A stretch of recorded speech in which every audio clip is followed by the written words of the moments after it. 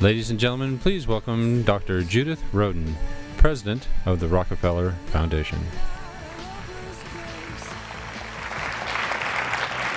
Hello and welcome. We'll let the last group of people come in. If you're in the back, come on in and get seated. And let me say welcome to everyone and thank you so much for joining us. We meet here today at a place of great significance to the Rockefeller Foundation's centennial. You're helping us to celebrate it, of course, here at the headquarters of the American Red Cross. This glorious building was built with support from the Rockefeller Foundation in 1913. Indeed, it was our very first grant as a foundation, kicking off a century of what John D. Rockefeller and his colleagues would call the practice of scientific philanthropy. While we were one of the first on the block doing this work when we started, we're now joined by a rich array of other philanthropies and nonprofit organizations, multilateral institutions, and social entrepreneurs, and so many of you are with us today, and thank you again for being here. Together, we're part of an amazing ecosystem, an entire ecosystem, which is dedicated to celebrating and accelerating human progress and well-being. And so while the Rockefeller Foundation turns 100 this year, this actually is a celebration of all of us.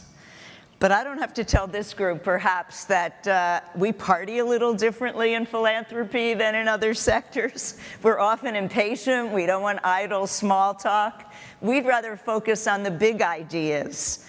And so today, we've designed a program to kick things off with a robust exploration of some of the big bets that have great potential to really create transformation. Bets on ending political gridlock or re-envisioning economic recovery for an entire community, changing how individuals give to causes, ending deadly pandemics, expanding approaches to assuring diversity, among many others. And while each big bet is different in texture and different in specific goal, each requires a willingness to, in fact, a requirement, if you will, a willingness to embrace risk. And philanthropy, we know, has the ability, and I might say the obligation, to take risks that other sectors cannot. Businesses are beholden to shareholders and the next set of quarterly earnings. Governments, of course, to voters in the next election cycle. But philanthropy doesn't have these constraints. In fact, being willing to place big bets, being willing to take risks, is maybe one of the best ways that we hold ourselves accountable to our stakeholders. And there is no innovation without risk, and no innovation without at least some possibility of failure. What kinds of risks is philanthropy uniquely positioned to take? First, as I suggested, we may be uniquely positioned to make big bets that others may feel are too controversial or too complex or simply too unpopular.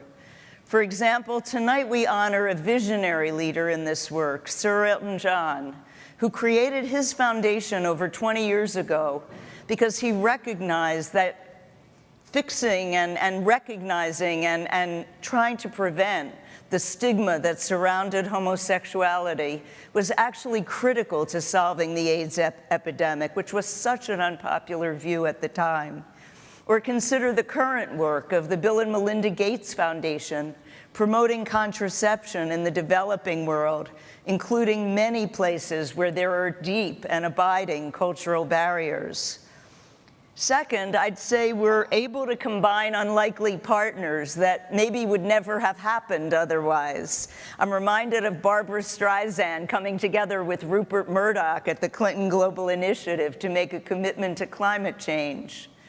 More recently, at the Rockefeller Foundation, we brought together G20 leaders with Ashoka Changemakers to identify innovative finance models for small and medium-sized enterprises using Changemakers' global crowdsourcing platform.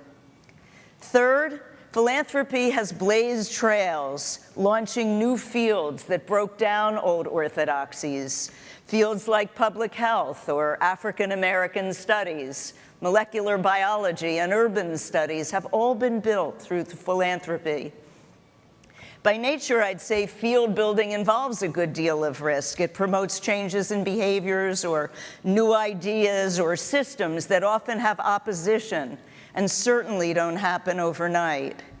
Fourth, philanthropy sometimes practices risk by simply removing it from the equation. By providing early capital, for example, we can often de-risk the investments of others and bring in commercial investment behind us to take programs to scale.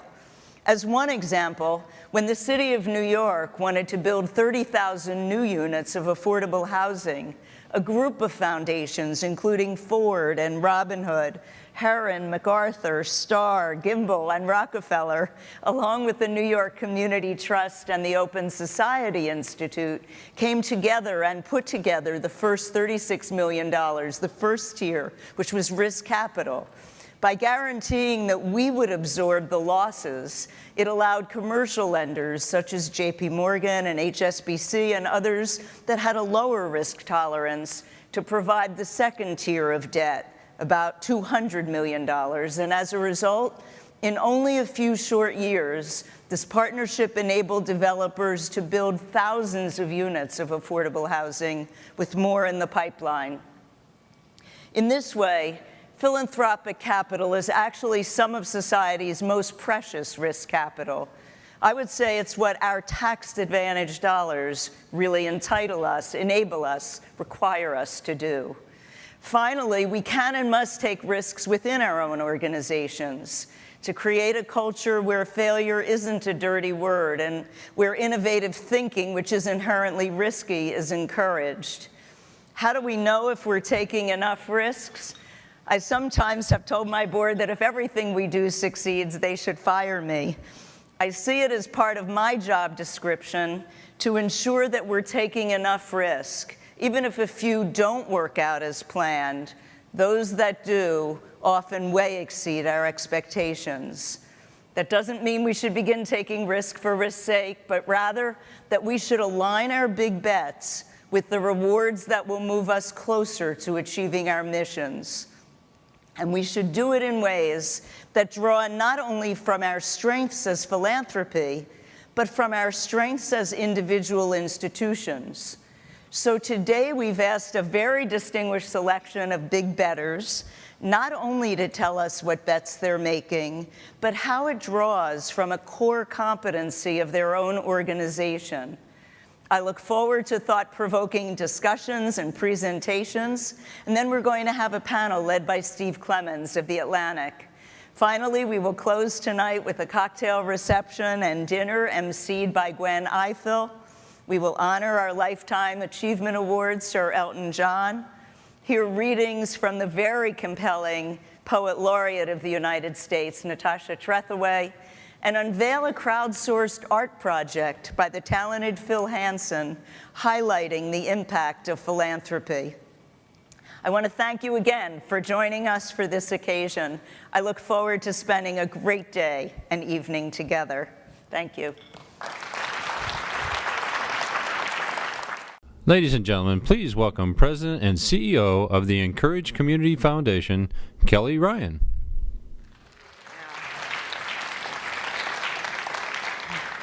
Good afternoon. I'm going to take the conversation down to practitioner and community level. But first, I would like to say congratulations to the Rockefeller Foundation, and thank you for inviting us to tell our story and our big bet as part of your centennial celebration. So, on behalf of the 45,000 residents that live in central Wisconsin, Southwood County as we call it, I'd like to share with you just a little bit of our community, our history. We live in an area that's rich with natural resources. Water and timber fueled the growth of our local economy for over a century. And we're the largest production area of cranberries in the world, and paper, pictured here, is the region's dominant industry. Life was good in Southwood County for many years. We were proud to say that we were the smallest city to be headquarters to a Fortune 500 company in the United States.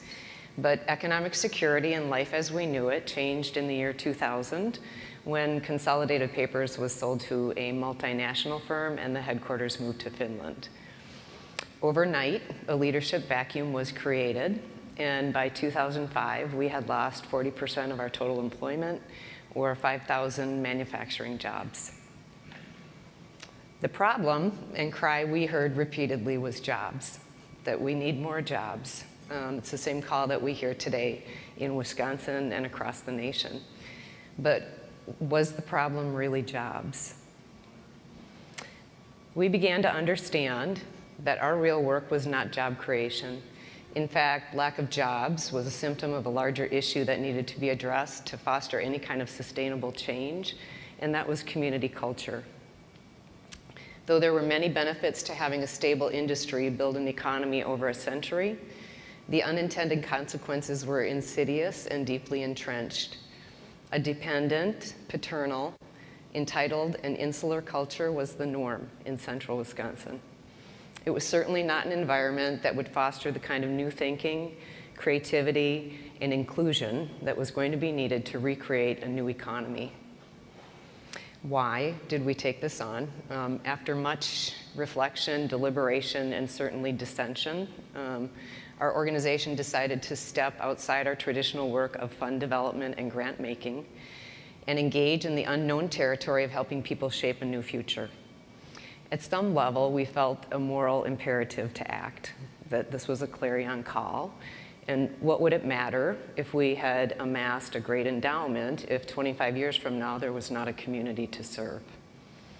We not only had a complex problem with no immediate solution, we were also in the midst of large-scale system breakdowns and significant shifts, including not only the economy, but also social structures such as leadership, engagement, networks of power and control, and workforce development systems. We had to act. A new vision was needed. However, before a new vision could be created, people needed to learn to see with new eyes. We needed to clarify what was important to us as a community, to inventory our assets and articulate our shared values. Each of us living in Southwood County had self-interest, the interest of our children, our families, and our individual future, as well as common interest in the form of recreating a new economy. And it was at this intersection of self-interest and common interest that Incourage Community Foundation placed its big bet. And we bet on the people. We bet on the people who live in Southwood County. We bet on their ability to adapt to change, to not only adapt to change, but to thrive and grow and to lead change. Our hosts today at Rockefeller might call this resiliency. We talk about creating an adaptive community. This meant equipping people with new skills and language, not the technical training we were so comfortable with as a paper-making community. We focused on creating a shared vision of holding the community and each other in trust. We posed questions. What does it mean to be in relationship as residents of the same place? How could we practice and demonstrate civility in the midst of great change? What would it mean to have deliberate and respectful dialogue about the future that encouraged risk and tolerated failure? Ultimately, we were committed to helping residents find and recreate the threads that weave together community. We bet we'd be able to do this by changing hearts and minds. And we bet we'd be able to do this by engaging residents in creating a new vision of their future. And finally, we bet we'd be able to do this by adopting, modeling, and helping others understand the importance of equity, inclusion, and shared opportunity to guide future growth. This is not easy work. There were definitely risks and choices in this bet, and there still are. First, we mitigated one risk by choosing to do something. We understood that we were operating in a completely new and emerging future, one that is complex and ambiguous. We chose to understand by doing the same thing we'd always done, we'd get the same results, which clearly would be insufficient. The risk of doing this work in an environment of deep, palpable loss was very real. A Native American quote, "It's hard to see the future with tears in your eyes," really aptly reflected our community's emotional state. We saw fear and this sense of loss play out in several forms: misdirected anger, uncivil behavior, and turf wars. Instead of opening up to collaboration and new partnerships, many hunkered down and protected their piece of the shrinking pie. We risked our own capacity as an organization to do this work. We were, and still are, kind of feeling our way as we go for a decade and building the plane as we fly it, if you will. Our shared vision, participatory culture, and principles of equity and inclusion ran counterculture to the established norms. Everyone's role was changing, including the traditional power brokers and leaders in the community. Many of them had supported the Community Foundation. Some were on our board, and we did alienate some donors. And finally, the risk for us to be viewed as disingenuous. We were stating values of equity, inclusion, and shared opportunity.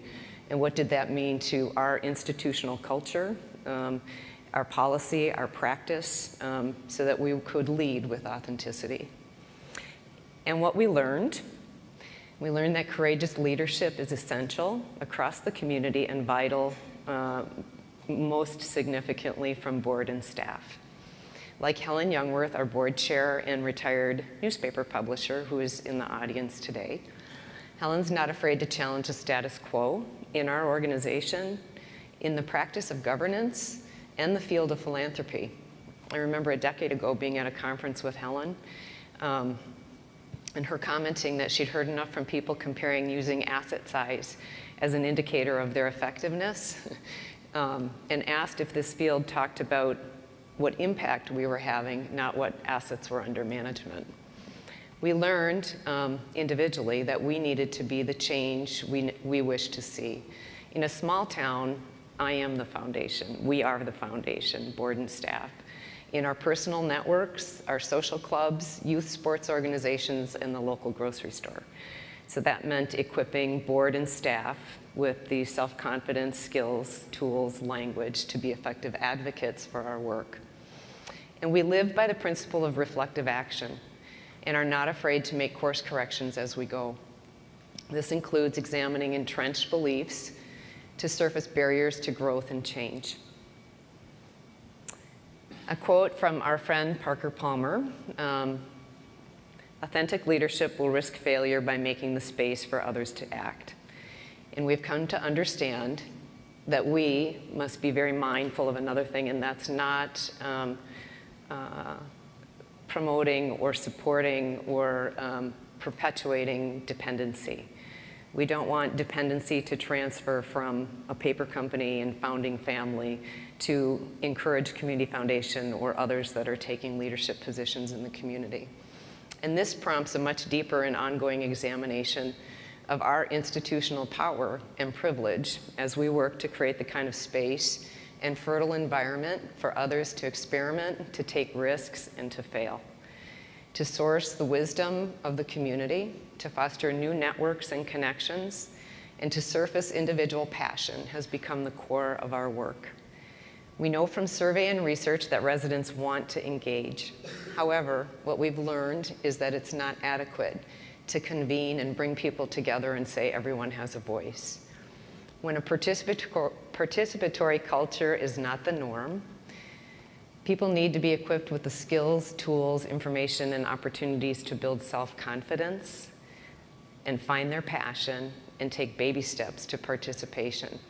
After a century of embedded norms that supported a hierarchy of leadership, hand-holding, love, and compassion are needed to foster changed behavior.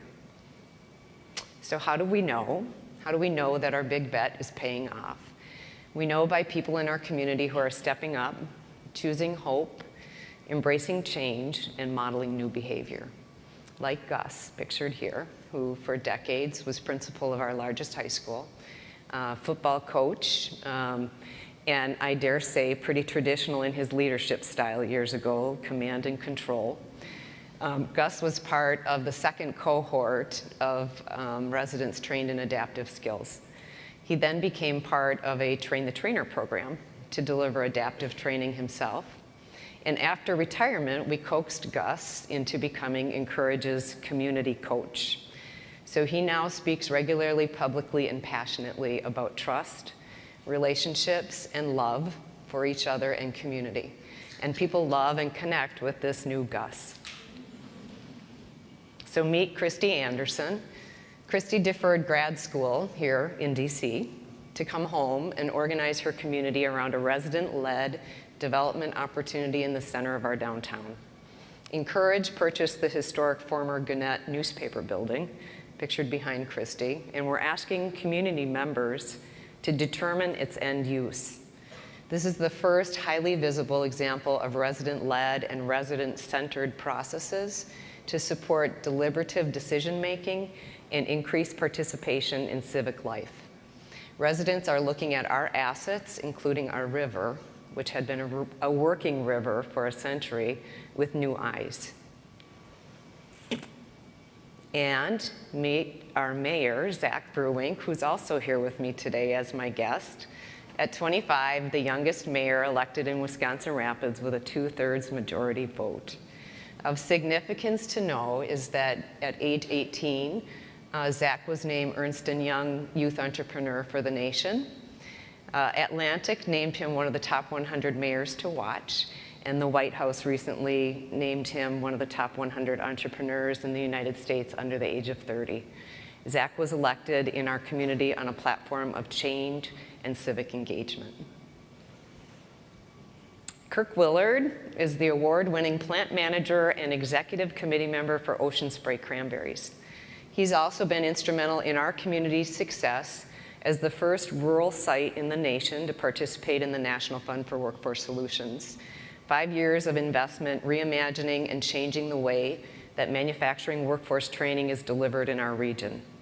Kirk and I have had the opportunity to speak together nationally about this change in the workforce system, most recently at MIT's Sloan School of Business. I love seeing perceptions shattered when Kirk talks convincingly and with data about raising the level of emotional intelligence of his workforce as a key driver of business success. He also champions the ability of like-minded businesses to raise the overall emotional intelligence of a community through training and human talent investments. And in closing, I share a favorite quote by Maya Angelou. You did then what you knew how to do, and when you knew better, you did better. I also used this quote to close a chapter that I wrote for the new book, which chronicles, and it's called Here for Good. It's about the second century for the field of community foundations, and they celebrate their centennial in 2014. We Incourage Community Foundation, we believe that community is the answer. The capacity of the community, of the human spirit, really to care, to be compassionate, and to connect are the driving forces of positive change. And after a decade of work, we believe we know better, and we will continue striving to do better. We also know there is always more to learn if we want to remain agile and adaptive. Thank you.